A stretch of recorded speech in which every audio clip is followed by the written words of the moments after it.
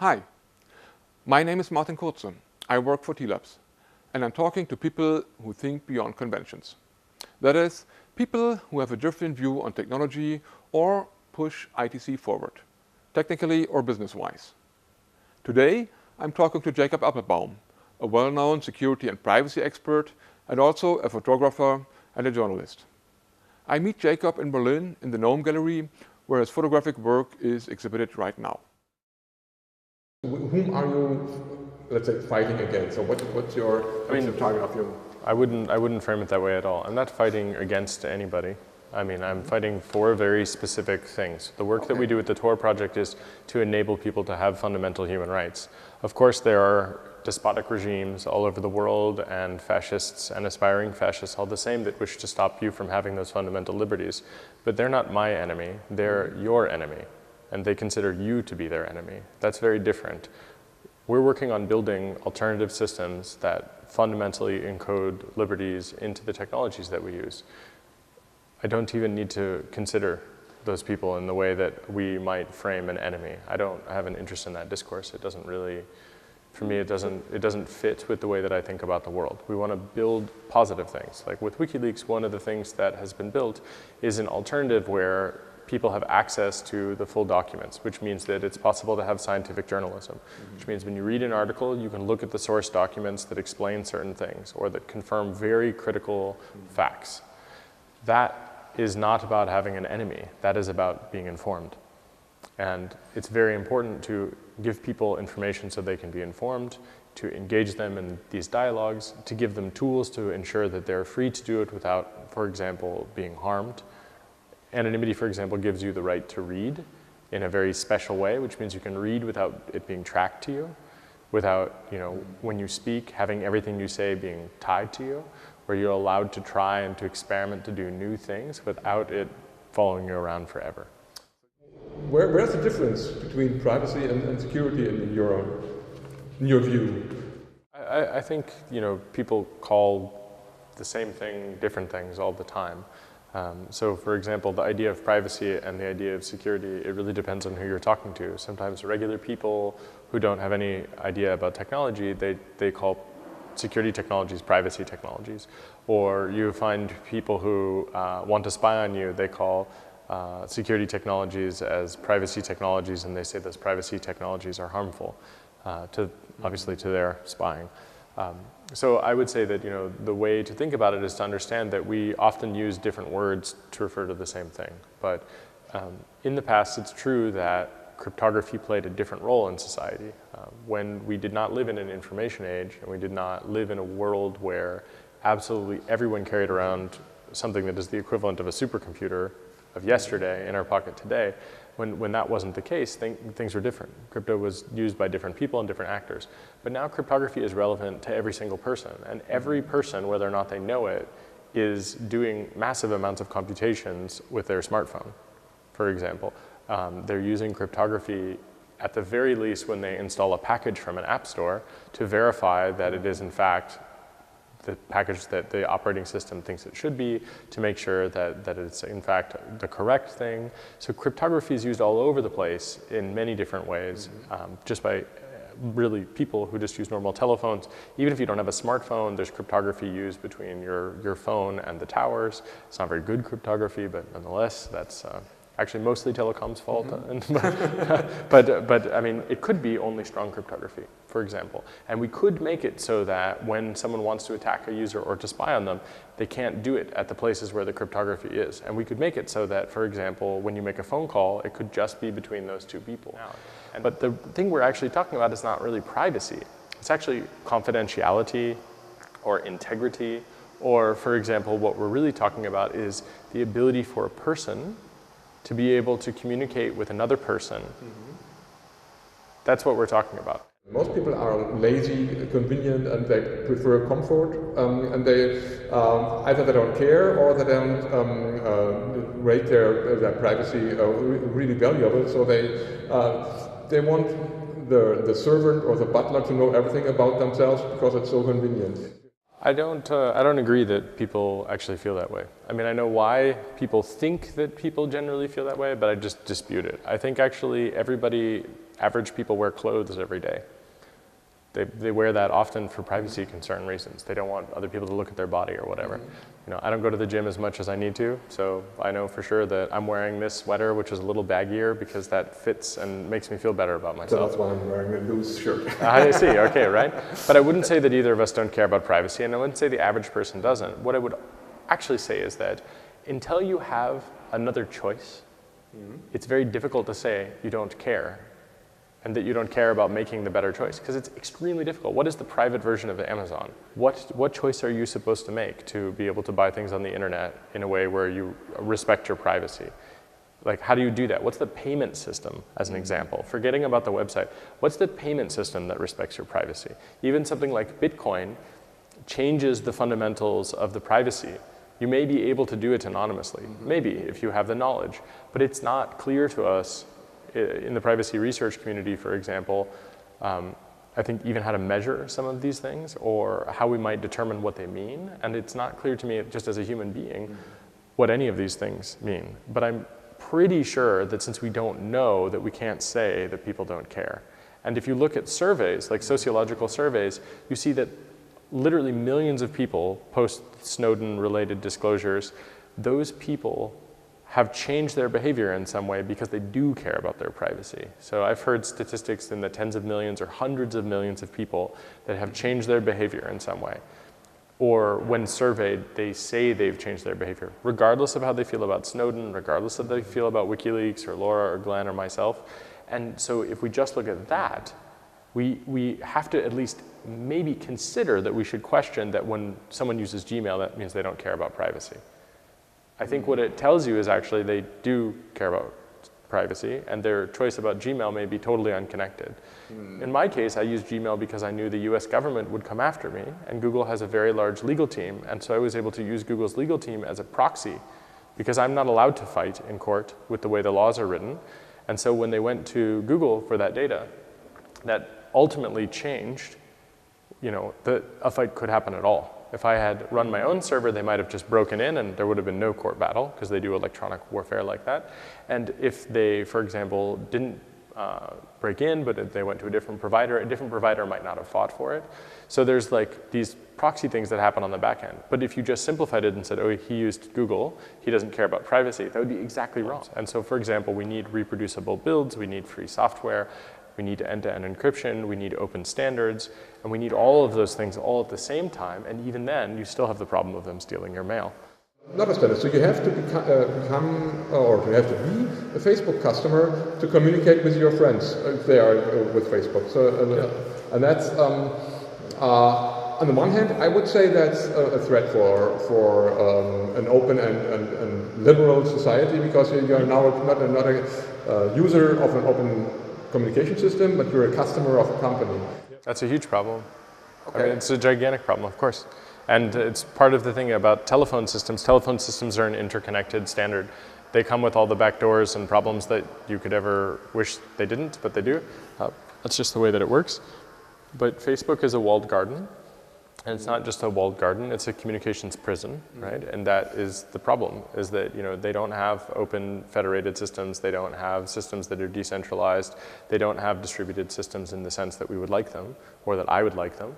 And of course, that's a huge problem. You would never use Tor to log into Facebook, right? That wouldn't make sense. Well, I don't use Facebook, so that's no, different. But I think you wouldn't recommend this to use Tor to log into Facebook, or would you? I think everybody has to make their own decisions. And I think that if you think about it in one way, the obvious answer is, oh, why would you use Tor to connect to anything on the internet, right? I mean, why do you use the internet at all?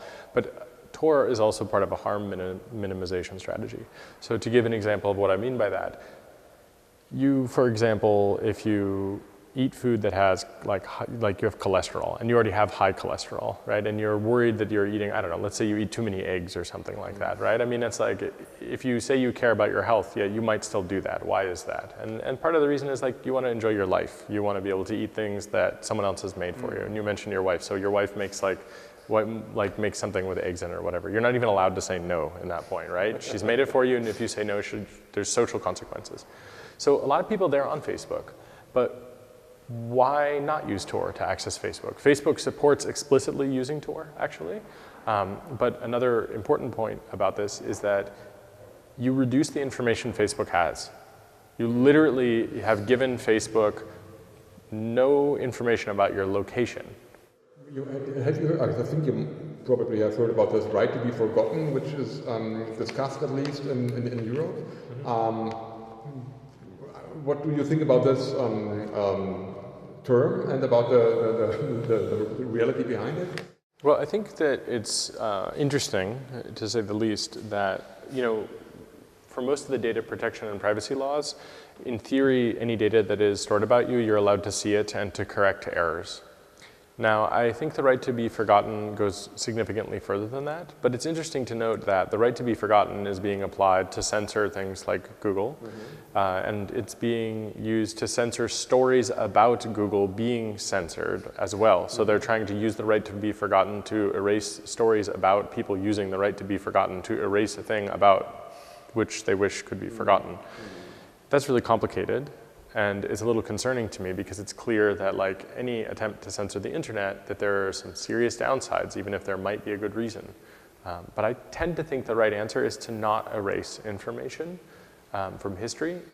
Would it make more sense to change the value and of these old mistakes? So maybe not a right to be forgotten, but a kind of right to be forgiven? I mean, sure. I have long been interested in a thing called the eternity service. It's a thing that Ross Anderson theorized, and it would be the ability to publish things and really actually to have them live on forever. And so this is sort of the exact opposite of the right to be forgotten. But I like the idea of being able to publish things that cannot be unpublished. In particular, I would love it if it was impossible for kings and queens the whole world over to not erase things that they find inconvenient. You know, like it would be important, for example, to show that there are things that we've learned in human history that even if a very powerful and important person wants to get rid of them, that they can't, no matter how powerful and important they are. And the internet changes fundamentally a way of doing that in terms of the economics, but it's still the same. Like, right, this panda to panda here, it's an arc of knowledge. Even if you destroyed the whole internet, the pandas control nothing. They're not important in any way, but if you go to the panda, you can receive this knowledge from the panda. You'd have to open the panda up, obviously, and take the SD card out of it. But that arc of knowledge is a thing which intentionally in this case was made analog and digital, right? It's digital in a sense because it's this SD card, but it's analog in the sense that it's this physical object, it's a stuffed panda. And the Eternity Service was an idea by Ross Anderson essentially to create that, but on the internet as well. So to create like a peer-to-peer system where you needed an anonymous communications channel, and Roger Dingledine wrote about this in his thesis at MIT, the Free Haven service. And these kinds of crypto systems are in some ways the exact opposite of the right to be forgotten. And I think that once we accept that this information often is around for a very long time, we do need to think about and what we will do now. What shall we do now with this information? And what will we do in a world where this information exists? Like how will our lives be impacted by it? And of course, it should be the case that things that you have done in the past should not haunt you forever. So I think we need to be careful about getting what we wish for in that regard, because we may just end up in a world where we're not allowed to know what actually exists. What is Tor, and maybe a few numbers, how big is Tor, and what is it? The Tor network is an anonymity network or privacy and security relating network that it helps you to stay private and secure and anonymous on the internet. And it is, it's used really by millions of people every single day. It's made with free software, and it's both a piece of software you install on your telephone or on your computer, and also a network that you connect to. It's like a virtual private network, or you could think of it as it's like using a mail system where you send things, but instead of having the return address, you would have like a postal system that would receive your mail and know where to forward it. So it's a communication system generally. You can use it for browsing the web, for chatting with people, for connecting to Facebook, whatever you actually need to use it for. And it also helps to fight against surveillance. So if someone is monitoring your internet connection and they like data mine it. Like they want to see if you're going to like a dieting website, for example, or you're going to a dating website, or you're doing something on the internet. They'll look at the data, this is called clickstream data, and they'll extract data from it. And if you use Tor, what they'll see is that you're using Tor. They will no longer see that you went to go look up a recipe for pancakes. They'll never know the thing that you're actually doing. They'll only see that you're using Tor. And so Tor is meant to give you privacy, and also it means that you get to choose what information you release. So you can use it and go sign up for Facebook. Also, when you want to, you can choose what information to give to Facebook. Facebook otherwise would know where you're coming from, so the city you're in, potentially the language you speak, and a bunch of other details. And the Tor browser is designed to give you that without any elitist knowledge. You don't need to learn how to configure anything. You don't need to learn how to do anything. You just need to use the piece of software and then connect to services that offer secure ways to connect to them. Especially with officials, they say that's a darknet. In the darknet, there are only, you can, of course, connect to Facebook, but usually you connect to some other Silk Road services, buying weapons or drugs or performing crimes. But if you want to buy drugs, you go to Görlitzer Park, and if you want to buy guns, you go to Heckler & Koch here in Germany, right? I mean, these are insignificant numbers in terms of economies. They really are, as far as we can tell. It's true that people will be able to do all kinds of things more privately, but this is the point. The internet is a reflection of human society, and Tor is, of course, on the internet. So it is the case that people use anonymity for things that you might think are bad. For example, police officers that commit acts of police brutality against protesters, let's say protesters who are trying to work on environmental issues. Those police officers who beat up those protesters, commit acts of violence against them, they might also use Tor.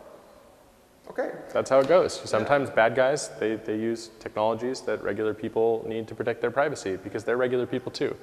Taking away their ability to have privacy actually only harms everybody else. It doesn't usually harm them. People that are willing to break the rules, they're going to get privacy. What we want is to make it so that everybody gets privacy without having to pay for it, but instead they can help run the network. They can help improve the network. So it's a peer-to-peer network, which anyone can participate in. You can use the network to browse the web, for example, or you can be the network in the very literal sense. You can be one of the nodes in the very large network that exists. And but for example, there exists a thing called Signal and another thing called Red Phone. They're the same, essentially, where we can call each other and it's end-to-end encrypted. And even if someone intercepts it on the network, they can't make sense of it because it uses what are called ephemeral keys, which is to say that we've made this communication between us, and when we end the call, it actually destroys the keys that make sense of the information. Because all that mattered was the information transferred between our heads. So we can have this. So Telecom also has another system which is called MeCrypt, for example. I have that installed on this phone as well, just to test it out. It doesn't work by default if you're a telecom customer. You have to pay extra for it. So this is another kind of strange thing because actually every telecom user in the world could have that by default. It's necessary to run the network to be in control. And so if you give away this control to the end customer, it's much more difficult to run the network. I don't think so.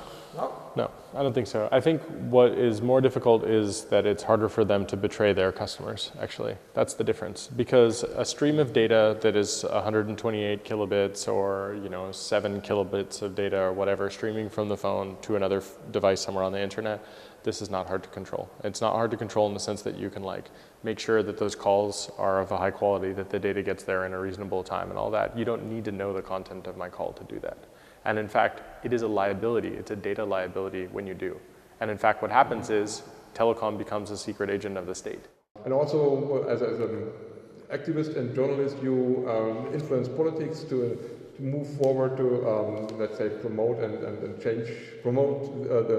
idea of liberty and change the world in the positive direction to achieve more liberty to the single person. Yeah, I mean, I think that's accurate, but I guess one thing I would say, I don't really like the term activist because it makes me feel like participation is rare and that it's somehow special, and often it's used pejoratively.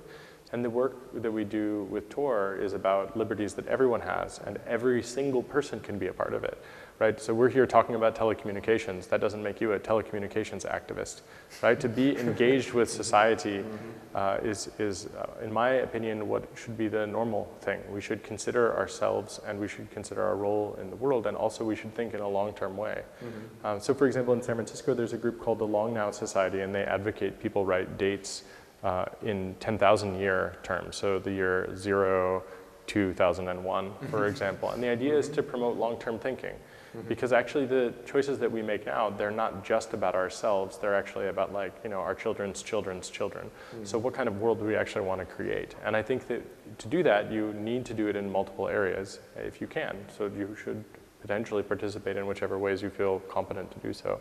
And I think technology is an important aspect of that, but you need to use the political systems that exist today often to change things today and tomorrow, and you need to deal with culture, because culture is part of perception. So for example, when you say, oh, I don't think people care about privacy, some people say that, and why did they feel that way? And it's because the culture around us echoes that. But it's maybe not representative of what people feel. So let's change the culture around us, because that will change the ability for us to interpret people. What would you advise to the average person? I mean, I think sometimes reform is the correct choice, but often I think that revolution is a better choice. So for example, you don't reform a drone strike agency. But for big companies, for example, Deutsche Telekom, so what should they do to provide more privacy, and should they ask for laws to force them providing encrypted? I mean, I actually don't want them to be forced to do that, because forcing them to secure your communications is not so different than forcing them to backdoor your communications, and I think that that would also be wrong. But I do think the important thing to remember is that inside every company is a repository of documents, and that repository of documents tells a story about the history of that company. So the thing that people that run those companies need to remember is someday we're going to have those documents. Make sure they say what you want everyone to know. Only from a cutthroat capitalist perspective, do the right thing, because we're coming for your documents. Okay. What are your next steps in the next couple of months, weeks, years? Where are you heading? I started a PhD in post-quantum computer cryptography, so I'm going to spend the next 5 years studying with Dan Bernstein and Tanya Long at the University of Eindhoven to kind of work on crypto systems, practical, deployable crypto systems that will help people to thwart surveillance for the next, 100 or 1,000 years. Okay, I wish you luck and all the best for your studies in post-quantum cryptography. That's We'll see. interesting. Thank you very much. Thank you. Yeah, my pleasure. Great. Thank you.